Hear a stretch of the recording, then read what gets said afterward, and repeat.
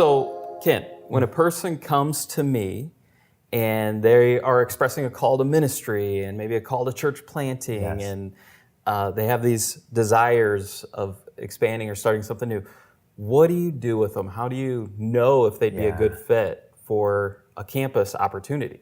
There's really three lines of ministry that I would then think about sending them into. One may be that they're called to be a part of the Wesleyan system, where they would fit well in an established church. They would help to revitalize a church, or they would help to take that church to the next level or keep the ministry moving forward.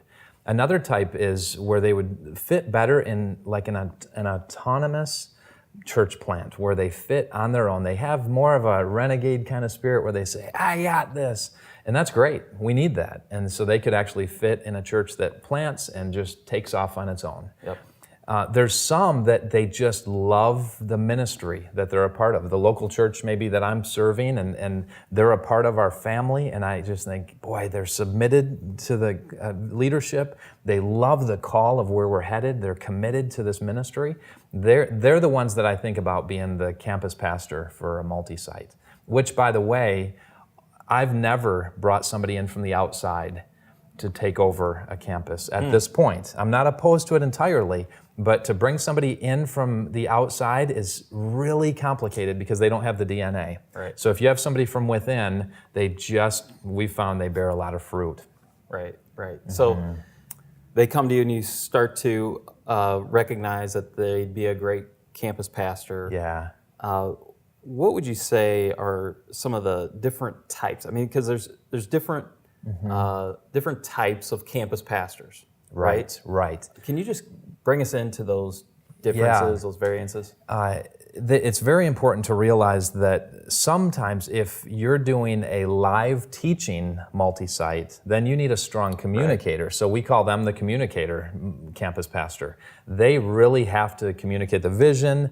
They're a seen and known leader. They're known by the upper leadership levels, and all people within the church show that they respect them, and so they're a strong communicator. Another type that is, if you do, let's say, a video venue, in that case, you would want to find somebody who would either be a host or a manager type. And so I'm constantly thinking, if that person isn't going to be the primary teacher and preacher, then they sometimes will be the host, and they are the face with the place. And they're identified in the community as that is the main person that I go to help disseminate my leadership skills, and they just get connected in and plugged in that way. But sometimes those people really aren't as strong in hosting, and so, but sometimes they can fit as a manager spirit, and they would come in as a campus pastor who really has managerial skills of just identifying leadership skills, being able to help people plug into ministry in really healthy ways. They have the gift of delegation, and they just get it. And so those are three really different types of campus pastors, and it's very important to ask ahead of time, what do we need? And so in the ministry that I serve in Western New York, in Wesleyan Church of Hamburg, we say very clearly, we're looking for communicators. And so I have a team of people that are meeting with me very frequently and are rising up in the ranks in terms of the different evaluative tools that I do on them. And I'm looking for their strong communication skills because we believe in the live teaching currently as our multi-site model. That's good. And as you kind of work through these different types, right? You have some common traits, though, that are in all campus leaders. It doesn't matter who you are as a campus pastor, how you identify them, you really need these five. And they have to, if you're going to be a multi-site campus pastor, you have to be sold out for the vision of the multi-site. If you find that you're rolling your eyes at the greater vision and how the church is moving, don't be a campus pastor. You're only going to make yourself miserable, So as I'm evaluating people, I'm making sure that they really are sold out for the vision. So they have to get that one. They also have to, secondly, they have to be a strong communicator. Even if you're not doing live teaching, they have to be able to communicate as a host, if that's their role, or if they're the manager, they have to be a strong communicator because they're the delegator of the vision. They're helping people to understand where they fit in leadership, and they're no matter what, they're the face with the place, and so they have to be a really strong communicator. They also, thirdly, have to be really strong in equipping others for leadership. Multi-site flourishes when we understand that it's about really equipping people to become better as disciples of Jesus Christ, that they are growing in their development of caring for other people and leadership skills. We actually have a model that we've taken from the book Exponential, where it's the I do, you watch, we talk model, and it's really 5 different steps. And so if I'm training somebody up, I'll first meet with them and I do it, they watch it, and then we talk about it. Then as we go further in the relationship, I do it, then you help me. And you're actually getting involved in the ministry, and then we talk about it. And then you do it, and I help you do it, and then we talk about it. And then the 4th step is really, you do it, I just watch. I sit back and watch you go. Yep. And then we talk about it. And then finally, this is my favorite one, and I love for all of our leaders to get to this 5th step under equipping leaders, that you do it, somebody else is now watching. I'm not even involved. My former ministry in Grand Rapids, my campus pastors that I trained up there, it's so fun to get reports from them because they're saying, I'm training other people up. And I remember the early days when I was just really, really coaching them a lot and involved fully in their life. They've soared way beyond me. They're just doing phenomenal ministry, and it just feels really good. And I want all of our campus pastors to think that way, where their job is to work themselves out of a job and to train other people up, and so that God can use them in other really great ways. And so they have to be really good at equipping others for leadership. That's key. A lot of times there might be this idea that campus pastor is going to be a great shepherding leader. And just kind of care for the people, take care of them.